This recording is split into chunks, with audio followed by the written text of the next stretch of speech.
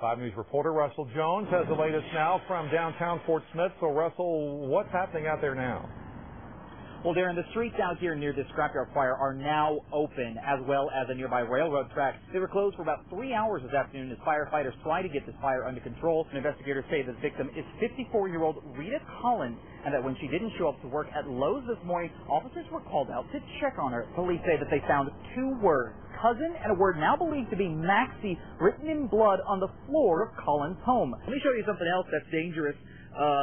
This is just a solid piece of ice that came off a vehicle that drove through here, and there's a lot of this stuff that gets up under cars and fenders and gets trapped and packed, and it's dropping off of them on the roads as they're getting out and driving around. And if you hit this, that's the same thing as hitting a cinder block out here. It is under control at this point. Police are out blocking off roads just to try to keep the general public out, but they're letting people that are living in this area back in their homes. There are no evacuations underway at this point. Now, the goal was to get all these groups on the same page so that if a missing child report comes in, they can all hit the ground running. It does mean that schools will have a definite set of resources to help teach about this tragedy, but administrators here in Pensacola say that their teachers are already doing a thorough job presenting the story to students that are too young to remember April 19, 1995. Here to tell us more is Chief Thomas Leonard with Arcoma Police. Chief, thank you for joining us.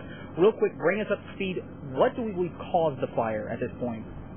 The shredder machine here at the plant. Now, as we saw earlier, large stacks of what looked like shredded cars or junked cars were on fire. I'm sure they have, upholstery, tires, anything that could burn. Is there any real concern about health and safety in this area because of the smoke, because of flames, anything like that at all?